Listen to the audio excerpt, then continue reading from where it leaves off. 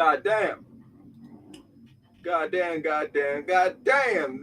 Ladies and gentlemen, it's the one and only Camlish. Right here. Ah, man. I have a problem with light in my eyes. Apologies for this. I'm trying to get appropriate glasses, but I'm much better. God damn. Yeah.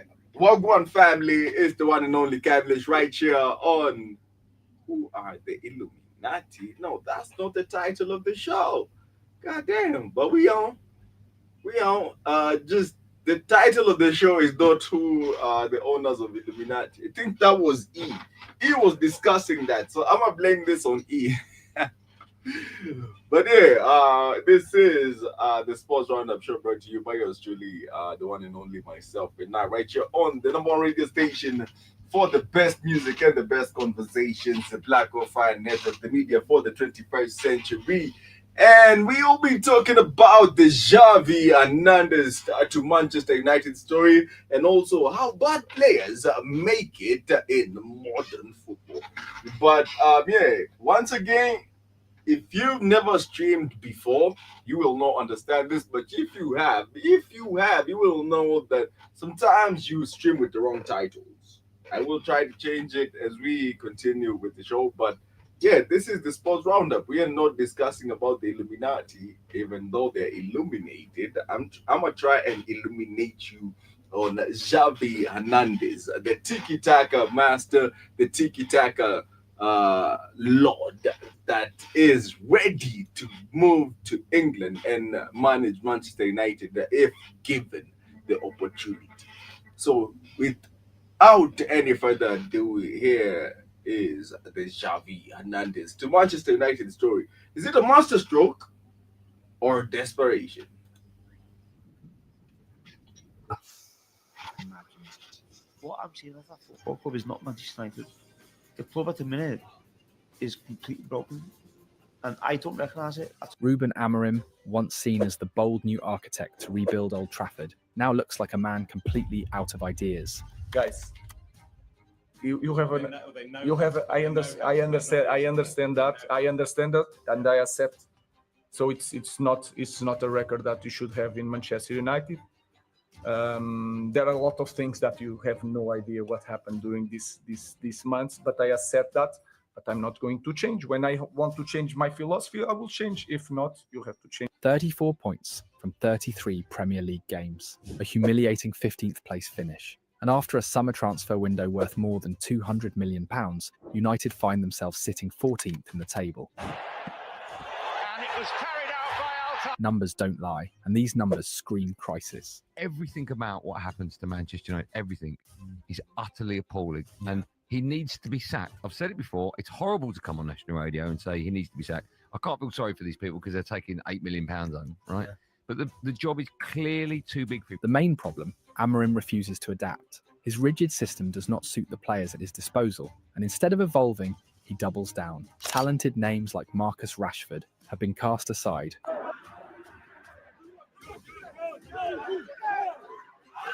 While youngsters like Kobbie Mainoo remain benched, suffocated by a philosophy that clearly doesn't work.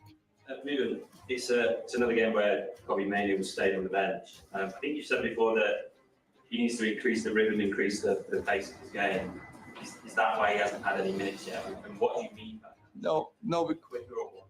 No, because he's fighting for the position now with Bruno. The atmosphere has turned toxic, players committing basic errors, confidence shattered. Mistakes that somehow only happen when they pull on the famous red shirt. And so, as the spiral continues, Ineos are preparing for the inevitable. If Amorim cannot turn things around quickly, his seat will no longer be safe.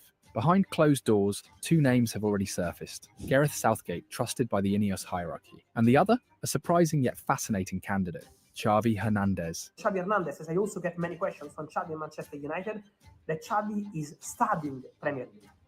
Xavi is monitoring the Premier League, and Xavi would go immediately to Man United. Even without European football, he would go immediately to Premier League. So he would love Premier League. Yes, Xavi, the Barcelona legend, a coach who embodies the Cruyffist school, a man with Barca DNA running through his veins. Pressure, possession, position, the three Ps that define his footballing philosophy.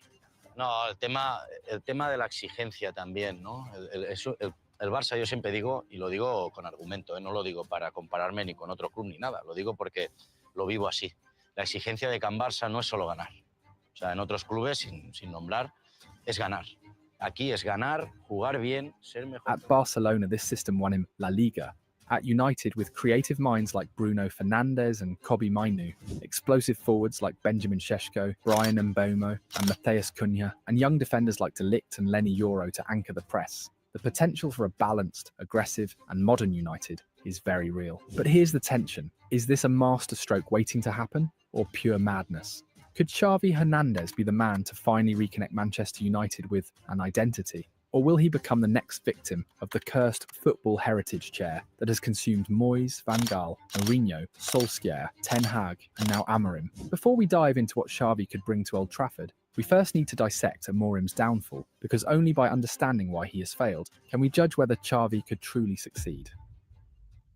Football is a numbers game, and every single number is stacked against Ruben Amorim at Manchester United. It's simple. Win more than you lose, score more than you concede, make more good calls than bad ones. Amorim is failing on every count. His beloved 3-4-3 system has turned into a tactical trap. Instead of freeing his players, it's suffocating them. 17 Premier League defeats in 33 games, only 34 points collected. An average of 1.03 per match, a win rate of just 27.3%. That makes him, statistically, the worst United manager in the Premier League era. Even David Moyes, who lasted less than a year, managed 50%. He's been successful, but that's not good enough, is it? Well, it's Sunderland next, and then it's the international break. Why do you think he is still in a job?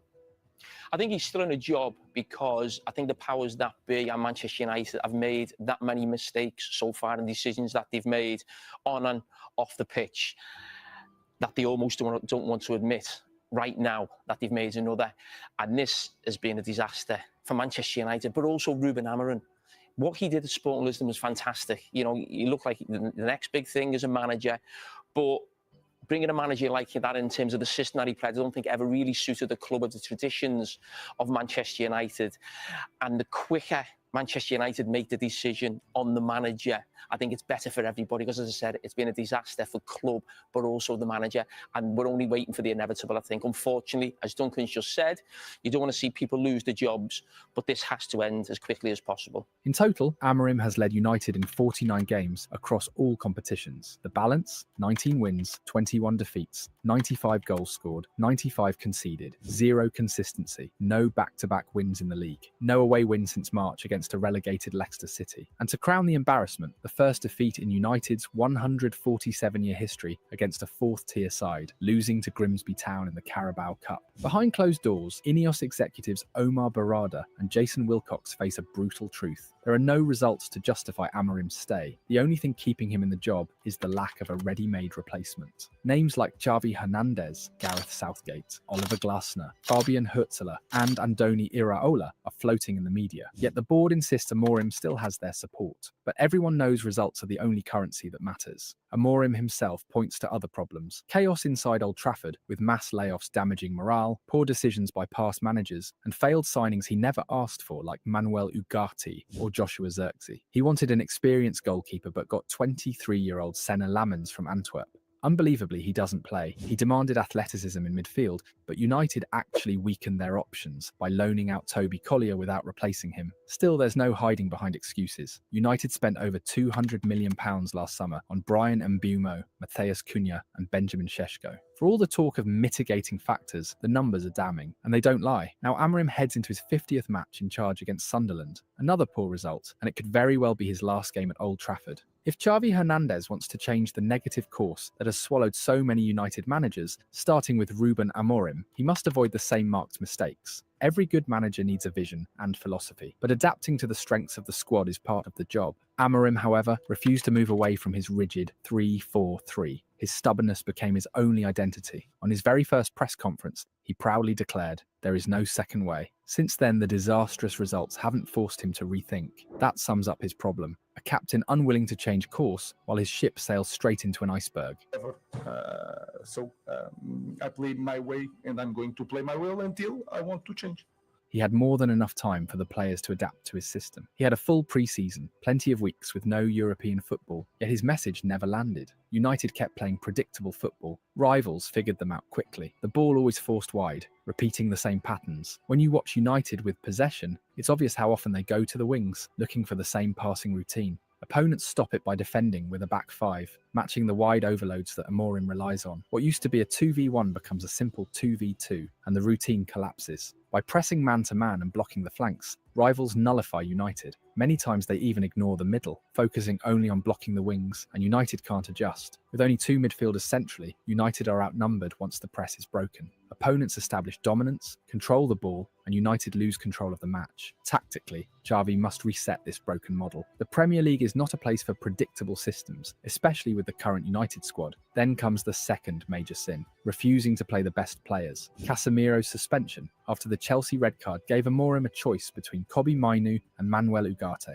Once again, he ignored Mainoo, the academy gem, and one of the most talented players in the squad, and chose Ugarte, who lacks the Englishman's technical level. Nobody was surprised. Mainoo has never been valued under Amorim because he doesn't fit into the rigid system. That is why Mainoo asked for a loan before the transfer window closed. He doesn't want to leave United permanently, but he knows there is no future for him while Amorim remains. If they played 4-2-3-1, I think you've got all the players playing in the positions that they're super comfortable in. You've got two centre midfielders out of three, probably, in Casemiro, Ugarte, and Kobbie Mainoo to play in there, right?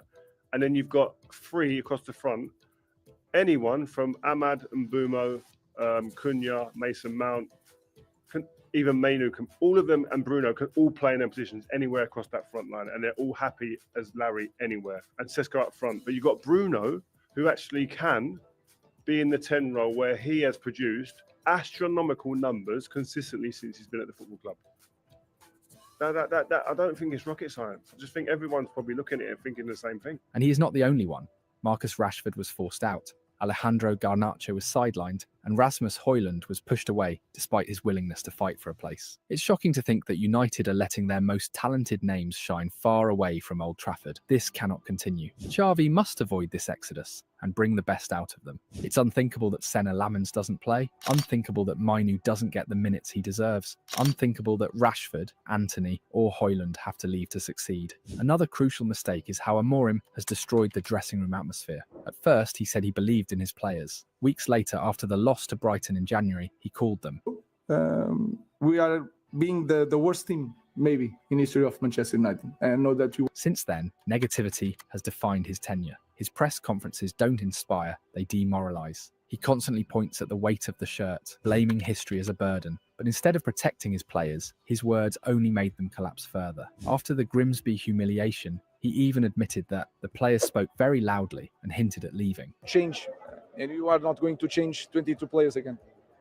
He later confessed he thought about resigning in February, but after Brentford, he changed tone, saying he would not leave. His indecision and contradictions leave the squad with no trust and no stability. If the club want to restore positivity, his exit is the only way. And yet, Amorim keeps defending himself. He insists his system is not the problem. In some moments, that's true. Andre Onana and Altay Bayındır gifting goals from corners, Harry Maguire losing his duel with Igor Thiago at Brentford, or being outpaced by Haaland in the derby, those aren't tactical flaws, nor are Bruno Fernandes's missed penalties. But when the same errors repeat over and over under one coach, the responsibility always comes back to him. This is the football heritage that Xavi Hernandez must avoid at all costs. Rigidity, wasted talent, negative energy, and blaming players for everything. These are the sins that dragged Amorim into failure. And if Xavi is to succeed, he must break this toxic cycle from day one. Now comes the real question. Is Xavi Hernandez truly the right man to take over Manchester United? His managerial career began in Qatar with Al Sadd, where he won 7 trophies, before stepping into the biggest challenge of his life, FC Barcelona.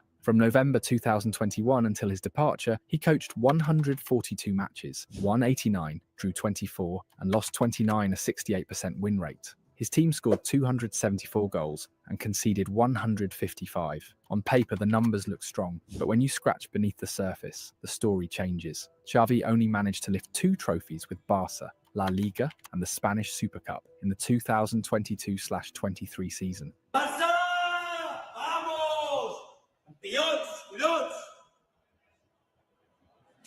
For a club built on glory, those numbers felt light. And while he did bring back some form of identity possession, pressing, positional play, the titles did not follow as many expected. His journey at Barca was marked by both flashes of brilliance and painful failures. Early on, he delivered a 0-4 win in El Clásico at the Santiago Bernabéu, a result that electrified the fan base.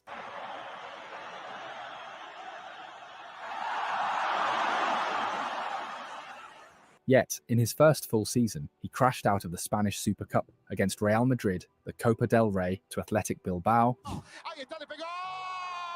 and the Europa League to Eintracht Frankfurt. La Liga was lost comfortably to Madrid. The Champions League also became his nightmare. Twice in a row, Barca were dumped out at the group stage. And when relegated to the Europa League, his side was eliminated by Manchester United, with Marcus Rashford punishing him directly. His fortunes shifted in 2023. Barca beat Real Betis and then Real Madrid to win the Spanish Super Cup.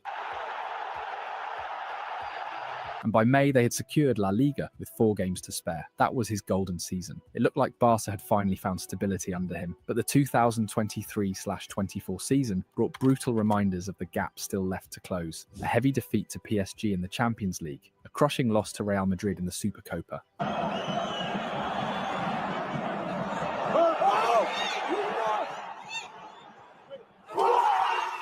and a campaign that, while decent, left no silverware. Yes, Xavi restored an identity and made Barca competitive again. Yes, he rebuilt a broken dressing room and created a team capable of fighting Real Madrid head-to-head after years of collapse. But the hard truth remains. The results were not enough for a club of Barca's size. This is the balance sheet of Xavi Hernandez, a coach who preaches Cruyff's 3 Ps, but whose execution hasn't yet delivered dominance on the European stage. For United fans, the question is crystal clear. Do you see a saviour here, or just another gamble that could end in disappointment? Xavi's attacking philosophy and elite playing pedigree would make him an appealing candidate for a club desperately searching for identity. His conviction in offensive football is simple. The more time you keep the ball, the closer you are to victory. Lo más importante, lo más bonito y lo más precioso del fútbol es tener el balón e ir al ataque y dominar el partido. But unlike Amorim, who rigidly clings to his 3-4-3 even when it suffocates his players, Xavi respects other styles of play. He knows matches have different phases, and teams must adapt, pressing without the ball, defending in a mid-block,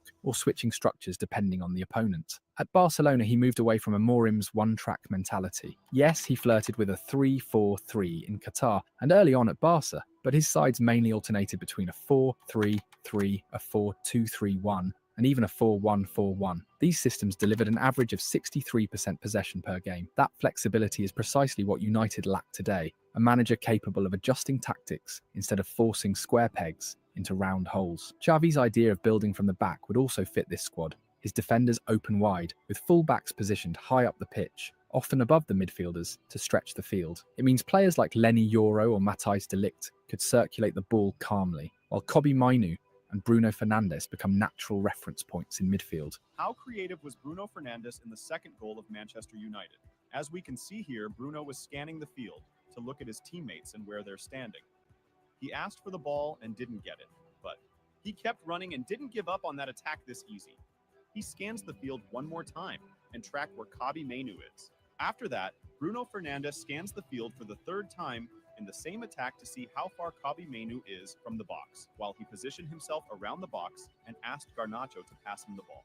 Then, with one touch, Bruno Fernandes was able to pass the ball to Kobbie Mainoo to assist him in the Mainoo would act as the first receiver, setting the tempo with short passes or launching direct balls into the attackers, while Bruno thrives between the lines, breaking defensive blocks with vision and precision. Here lies the contrast. Amorim suffocates creativity with predictability. Xavi encourages it through constant movement and adaptation. And that change of philosophy could unlock United's attack in terrifying ways. Think about Amad Diallo. Under Xavi, his ability to drift inside and combine in tight spaces would be fully valued, turning him into a creative spark rather than a bench option. Bryan Mbeumo, with his explosive pace and willingness to press, would thrive in the high possession, high pressure model, becoming both a wide threat and a relentless presser. Matheus Cunha, a forward who loves to drop deep and link play, would finally find a system that rewards his movement and vision rather than punishing it. And Benjamin Šeško, the young jewel, would be the ultimate weapon, a striker fed with endless service, able to exploit spaces created by the rotations of Bruno, Mainoo,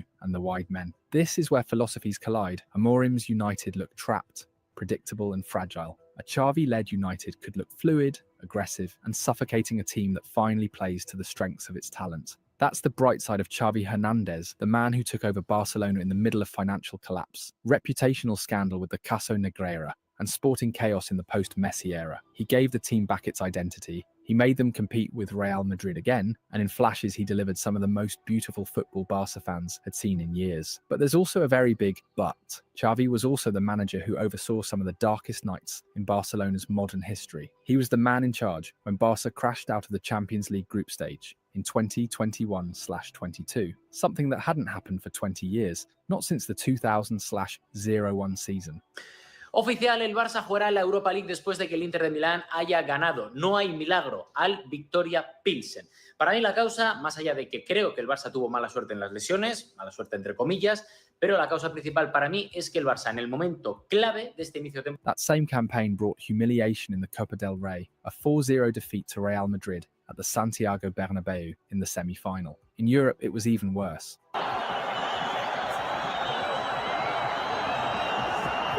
Barcelona were eliminated from the Europa League by Eintracht Frankfurt, a side far weaker on paper in one of the most embarrassing nights the Camp Nou has witnessed. In La Liga 2021/22, Barca did finish second, but 13 points behind Real Madrid. The numbers said it all. 21 wins, but 17 games where they failed to take 3 points. Add the European failures, and the word hanging over the season was clear: crisis. The following season brought déjà vu. In the Champions League 2022/23, once again, Barca finished third in the group. Once again, they dropped to the Europa League. And once again, they were knocked out, this time by Manchester United, with Marcus Rashford leading the charge. Even in 2024, when things looked brighter, Xavi couldn't break the ceiling. Barcelona finally got out of the group stage for the first time under him and reached the Champions League quarter-finals, but they were eliminated by PSG. The 1-2 defeat at home saw Xavi lose his composure on the touchline, ending with a red card. I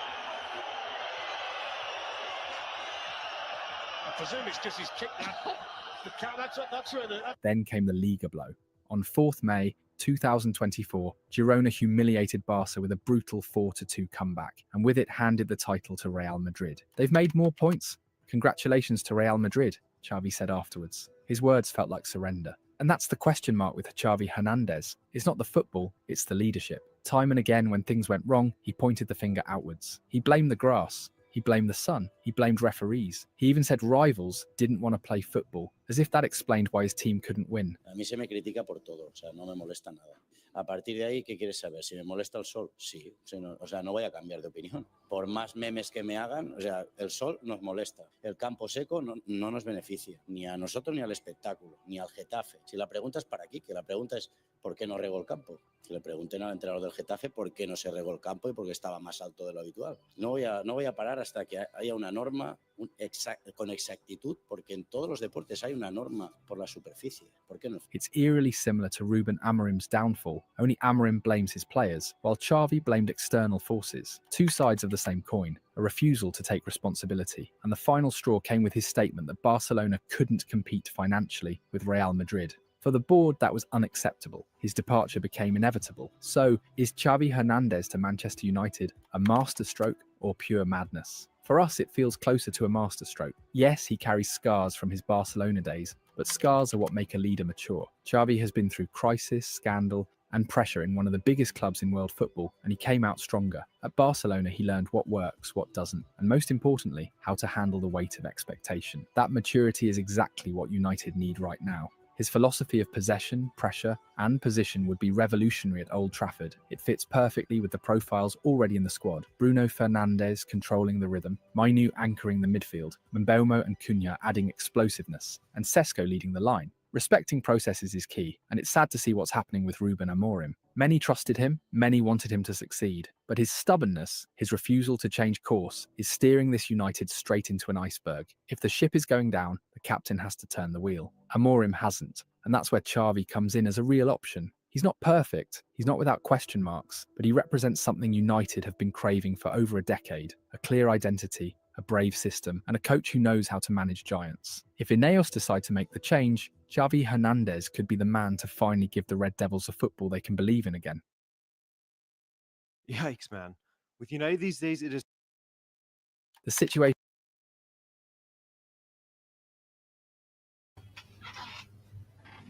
Exactly, ladies and gentlemen. Those are the sentiments that I found most compelling to me, most identifiable to me, and that I was conflicted enough to feel obligated to bring this forth for our own discussion so that we could discuss this further and realize and understand who is the right manager for the biggest club in England. Is Xavi the right type of manager to bring in with so many players fitting into his staff? Or is it wiser to back Ruben Amorim and to give responsibility to the players for their failure?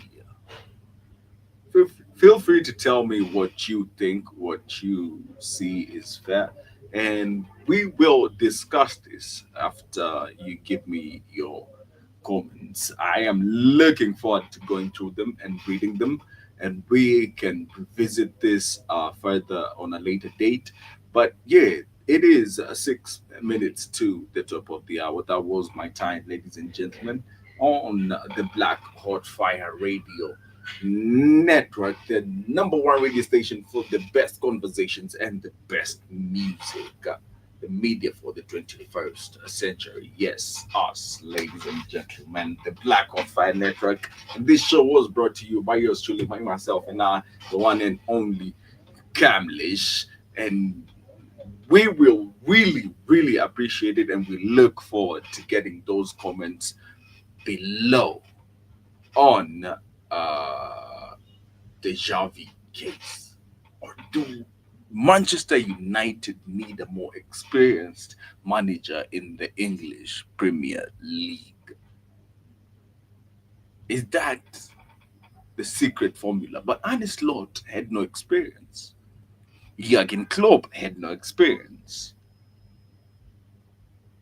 What does it take to create a successful manager in the English Premier League for one of the biggest sports clubs in the world? Till tomorrow, ladies and gentlemen, it's been the one and only Camlish. Ciao.